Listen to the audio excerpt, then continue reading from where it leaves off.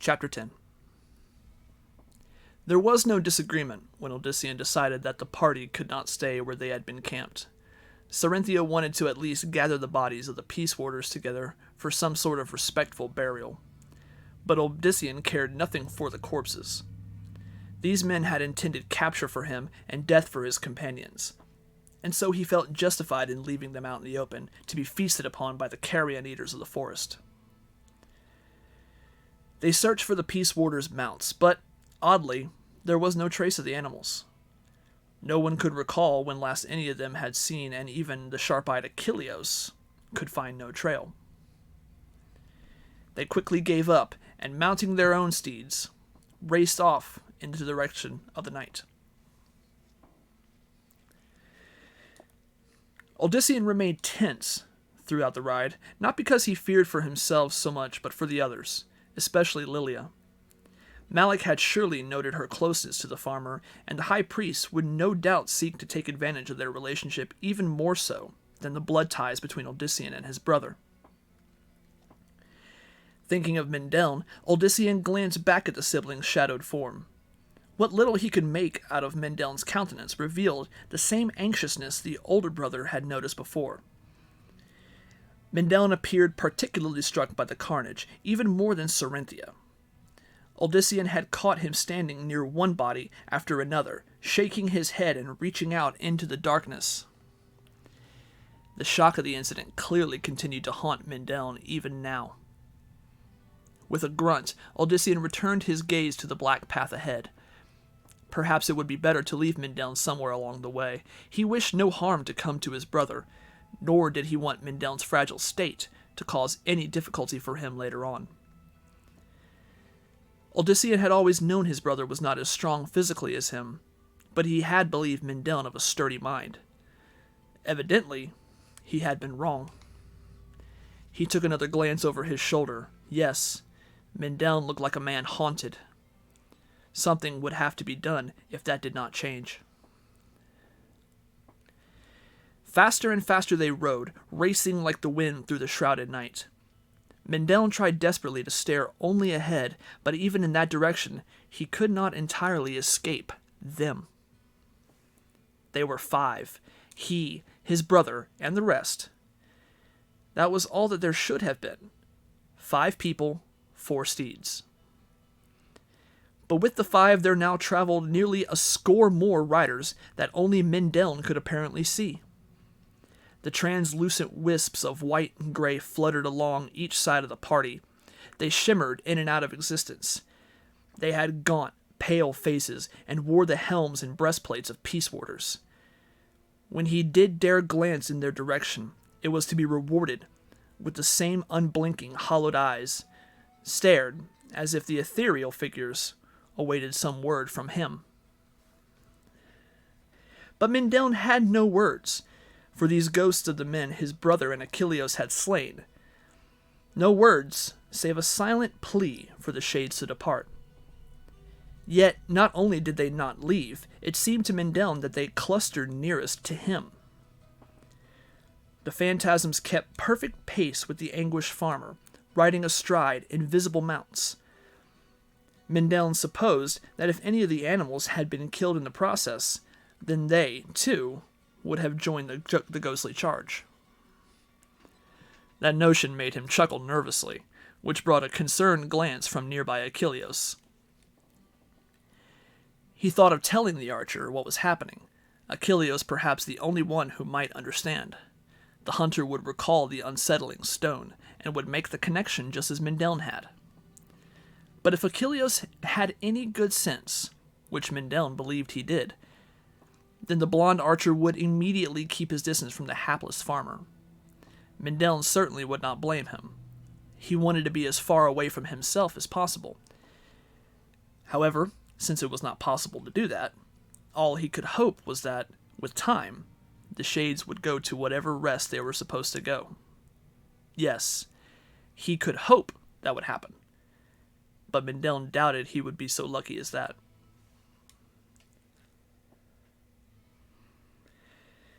Night gave way to a mist-covered day. But although Achilleos suggested that they stop, Odyssean chose to press the horses and his companions until what he believed nearly noon.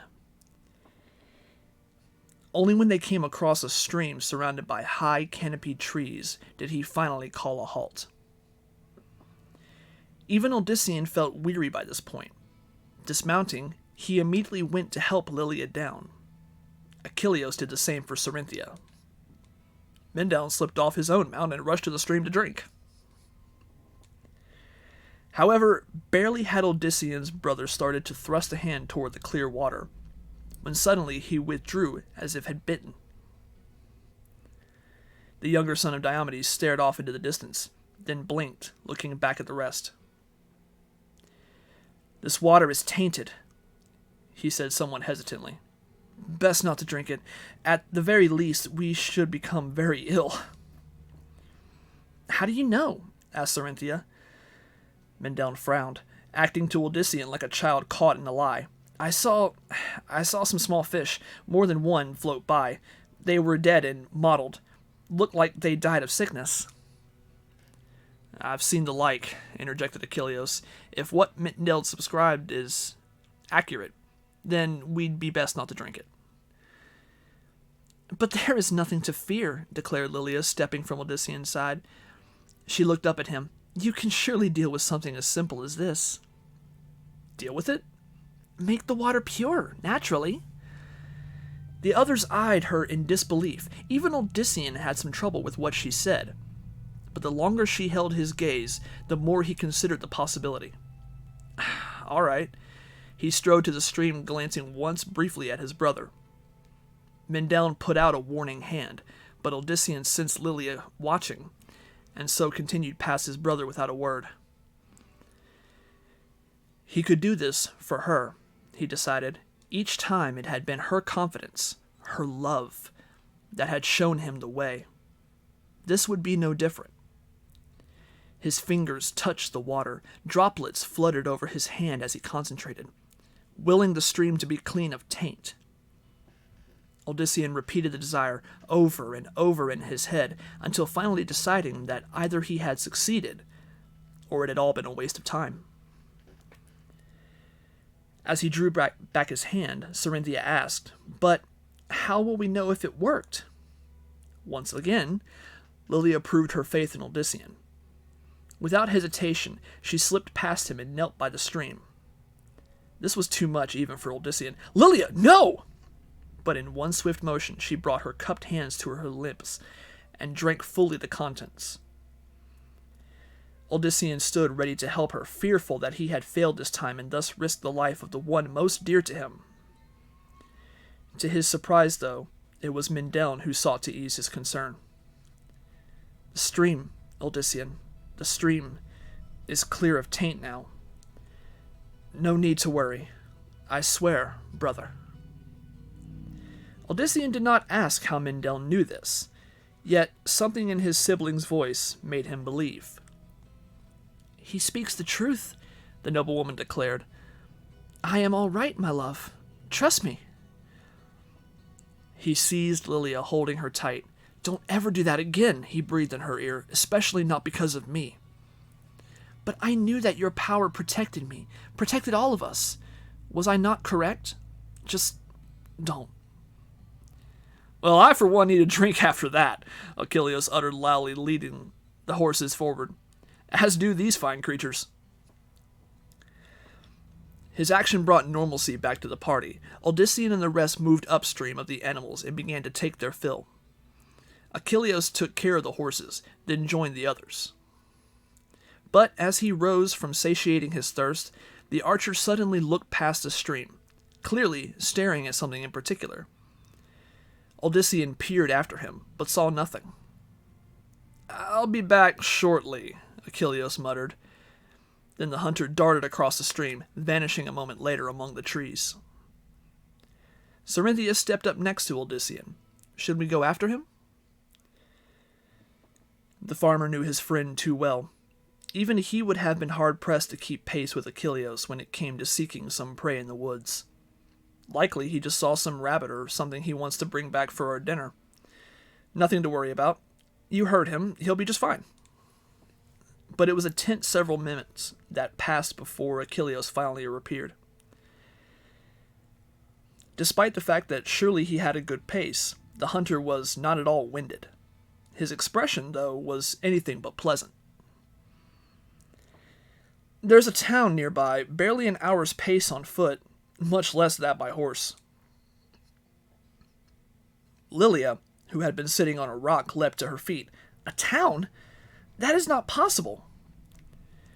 Achilleus cocked his head as he glanced at the distraught noblewoman. And not only is it possible, my lady, but it's Partha.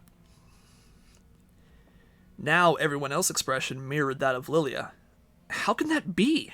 Blurted Mindel. We did not ride that direction. I know, but it's definitely Partha. I spoke to one of the young locals. At least one thing now began to make sense to Odyssean. Is that the reason you ran off? I saw a bit of movement and didn't want to take the chance of losing him. Though I thought it was a bandit, but it was only a boy. Cedric, he said his name was. He was out trying to hunt. For the first time since his return, Achilleus allowed himself a brief smile. And he's not bad. Took me a bit to keep on his trail. The boy's light-footed. Paying the archer's judgment of the boy's skills no mind, Odyssean tried to determine just how the band could have possibly come around in what was nearly a circle at this point. Partha should have been far, far behind them now. Malik, he finally muttered. As the others looked to him, Odyssean said, Don't you see? It has to be the high priest. This smells of some spell. Who else could it be? Lilia joined his cause. Yes, surely him. And knowing that, we must certainly not fall into his trap by going to the town. We must flee its vicinity immediately. But Cedric hardly seems the cleric's tool, argued Achilleus, and the people of Partha have the reputation of being good and fair folks. It matters not what the people are like, she insisted in turn. They will be pawns for him to use against Odyssean. That is what we need to keep in mind. Somewhat to the surprise of Odyssean, Cerinthius supported the other woman. She's right, Achilleus. There's nothing unnatural about this turn. Malik must intend something awful. He looked to his brother, but Mindel was conspicuously mute on the subject.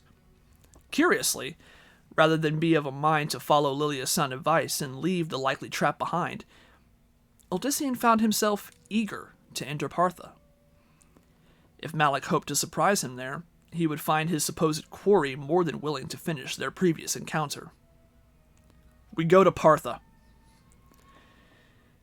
His declaration was met with a variety of expressions. Achilleus' most eager, Lilia's most damning. A fire such as Odyssean had never witnessed burned in her eyes. However, it lasted but a breath before the noblewoman caught herself. Trembling, she exhaled, then nodded. To Partha, Lilia agreed, finally smiling. To the edge of an abyss and beyond, so long as with you, my love. He was grateful for her change of heart. Her anger had only been fear for him, Odyssean surmised. After all, it was he whom Malik desired to capture. But it was she, and the others, whom the high cleric seemed to think expendable. Odyssean would make certain that, should Malik strike, they were again protected. He could do no less, since it was because of him that they would also ride into potential danger. With Achilleus taking the lead, the five rode toward the town. As the hunter had indicated, the party had stopped just beyond sight of Partha. Indeed, it took them less than the hour Achilleus had suggested to reach the edge of town.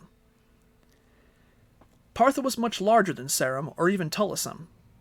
For the first time in his life, Odyssean beheld buildings 4 stories high, dwarfing even the barns of the wealthiest of his neighbors. Their stone and wood interiors had been smoothed over with plaster to give them an extravagant look. Roofs were arched and made of wood tiles overlapping one another.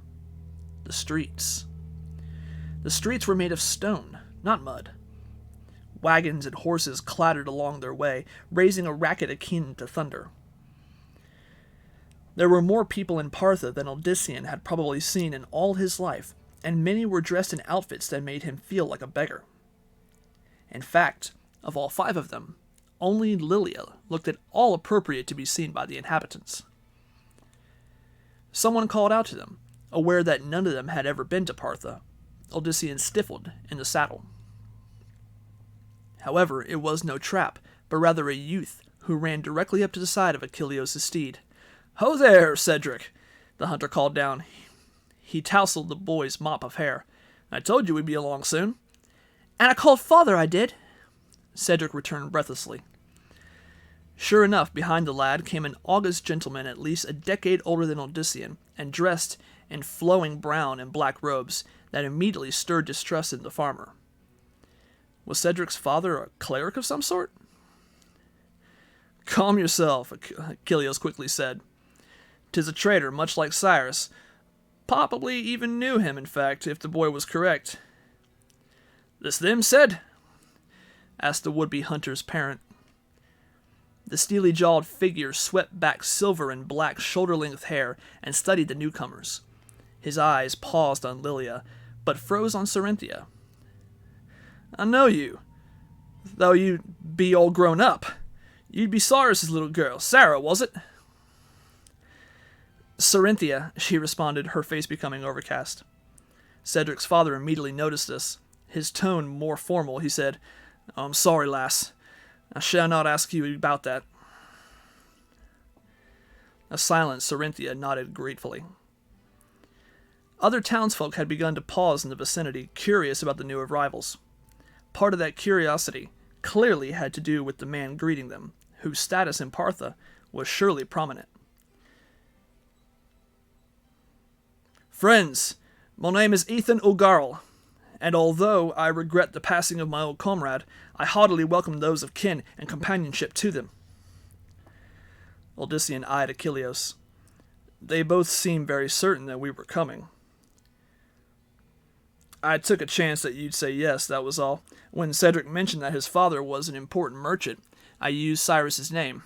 My apologies for that, Sari. Because I recalled how he seemed to know everyone in the region who shared this trade. Cedric said that he would run and tell his father about us, and tell him what I said about the old man."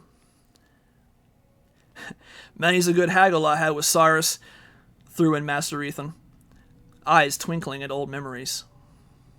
"Anyway, after our path led us so near, I figured destiny wants us here." "Malik wants us here, Achilles, remember that." "My friend," called the merchant, clearly seeking to prevent an argument between the two, "is there something wrong?" "Nothing that can be spoken of here," Odysseus remarked in a low voice. "It'd be best if we spoke in private, Master Ethan. Your headman should also hear." "As I am also elected leader of Partha, what shall be a simple matter to deal with. But come, who do I have the pleasure of meeting? I knew dear Cerynthia as a child, and there is no mistaking her beauty even now.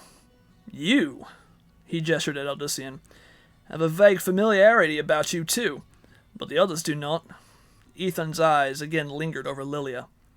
"Some especially not, and I am known for my memory for faces." "I am Odysseus old Diomed." "Ah, Diomedes of Sarum! A strong-hearted, outspoken man of the earth. You look his part too. You'd be his firstborn if I'm not mistaken." Acknowledging the older man's excellent memory, Odysseus introduced Mendel and Achilles, then grudgingly Lilia. He expected the merchant to fawn over her, but Master Ethan merely bowed and said, "By the garments in the face, you would be from the north of the great city, yes?" She dipped her head in turn. "Yes."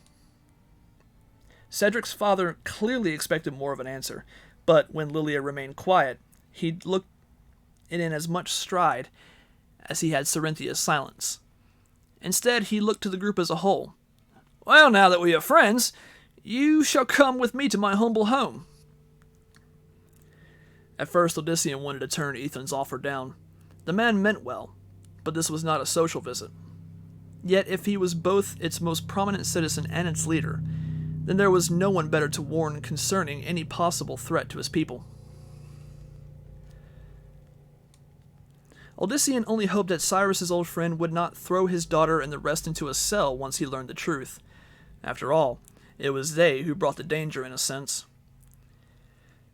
As Ethan was on foot, the party dismounted, then led their horses after him. Odysseus noted that the populace now treated the five as if they were visiting dignitaries, bowing as they passed. Master Ethan was clearly a man highly respected, not only for his position, but for himself. That the man had come without a personal guard bothered Odysseus. Were the people of Partha that trusting? Or was there something more sinister involved? If this was Malik's doing, it was a very convoluted trap. Odysseus could see neither rhyme nor reason to it. These seemed good people, honest people. In addition to bowing, many of them also nodded pleasantly to the group.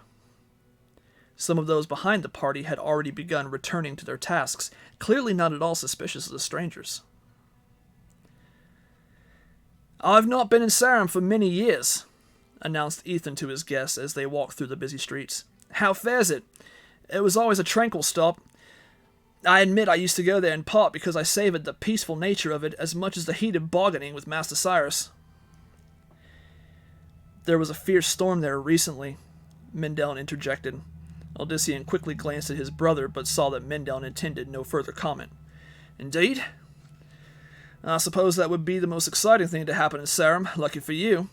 I love Partha, but there are so many matters on which to keep a careful eye. You know, at times, I would have gladly exchanged places with your father, Mistress Cerynthia." Odysseus decided to check something. "And do the clerics in the temple of the cathedral offer any help with guiding your efforts here?" "Them?" Looking over his shoulder at Odysseus, the merchant chuckled. "Hasn't been a blessed one of them in Partha for over a year. They've nothing we want. We're quite satisfied with our lot. They can save their words for someone who wants to hear them, if you'll pardon me for saying so." Odysseus nodded in appreciation. Master Ethan's words verifying what he had so far noted about Partha and its inhabitants. He saw robust men and women cheerfully going about their chores or taking a break to eat or converse with friends. He saw clean streets of stone and well-kept structures of both wood and rock. There was no one who was not dressed neatly, whether in simple robes or in more elegant garments. It was a good town with good people. That was not to say that all was perfection in Partha. There were infirm and maimed among the inhabitants, an elder with barely a tooth remaining hobbled along on one leg, and a crutched. Odysseus also saw a young boy whose left arm was a shriveled version of his right, clearly a defect at birth. Another man, with the look of the farmer that the son of Diomedes knew so well from his own face, bore savage scars across his arms and neck, and what had likely been some accident. None of them appeared to be shunned by their neighbors, and, in fact, all had companions assisting them.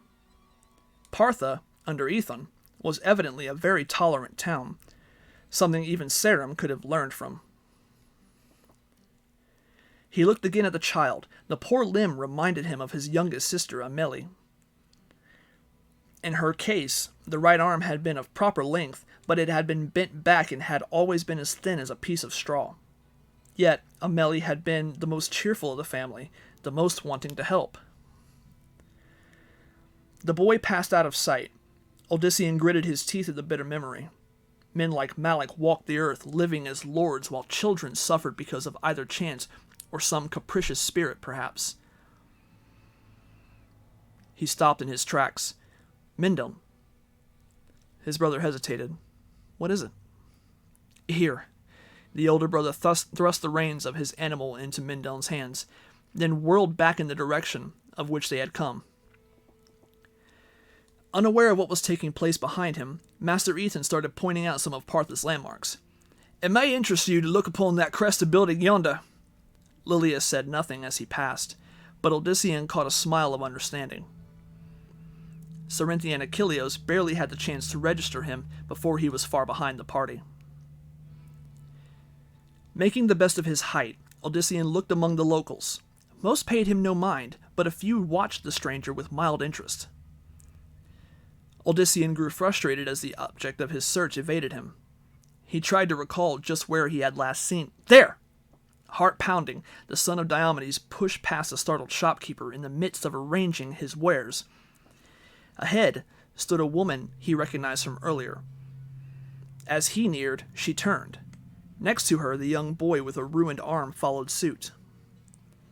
Now ignoring the woman, Odysseus knelt down in front of the child. "May I see your arm, please?" With the innocence of his age, the boy stretched it forward as far as it could go. However, his mother naturally looked concerned and pulled back out of the newcomer's reach. Odysseus glanced up at her. "Please, I mean no harm. My sister was like this. I won't harm him. Just let me study it for a moment." She had no reason to do as he asked, yet the woman's expression softened and, with a nod, she allowed Odysseus to examine the arm. His fingers gently probed the limb. Up close, he saw that it was in even worse condition than his sister's had been. Thinking of Amelie again brought a sudden rush of emotion to Odysseus that only at the last did he understand had been bottled up inside him for those many years. Tears drowned out his vision. He wished that he could have done more for his sister, for his entire family. With all the power that he seemed to wield now, he could have perhaps saved some of them from the monstrous wasting disease. Tears drenched his face. Without realizing it, he kept his hold on the boy's withered limb. To Odysseus, though, it was as if time had turned backward and he now clutched Amelie's arm. She, of all the family, had been most mistreated by life. First being born so, then dying before she could even have had so much of a chance to experience anything. His mind filled with images of his lost sister, but with one difference. She had a healthy body now, 2 healthy arms. He imagined her catching things, or, better yet, hugging him tight. Only belatedly did Odysseus sense that someone was hugging him. That brought him back to the present, where he realized it was the young boy, with 2 good arms. Odysseus looked past the child to his mother. She, in turn, stared at him with an expression of disbelief. Tears ran down her cheeks. Behind her, several other townsfolk had gathered too, eyeing the farmer with astonishment. Disengaging himself from the child, Odysseus looked at the people surrounding him. Harsh visions of the reactions in Sarum hunted him, and he stepped back in concern. I didn't mean to. But he had meant to. He had noticed the child and had been filled with sudden desire to see if he could do for the boy what had not been possible for Amelie. As it turned out, Odysseus had been able to do just what he had hoped. And now Partha, too, would turn on him, call him a sorcerer, or worse. The boy's mother lunged at him and covered the stunned farmer with kisses and hugs. "Thank you! Thank you!" Beyond her, one man at the forefront of the growing throng bowed. Another followed suit, then another, and another, and another. Someone then chose to go down on one knee. That became the impetus for the rest to do the same. Within moments, everyone around Odysseus knelt before him as if he were a king, or more.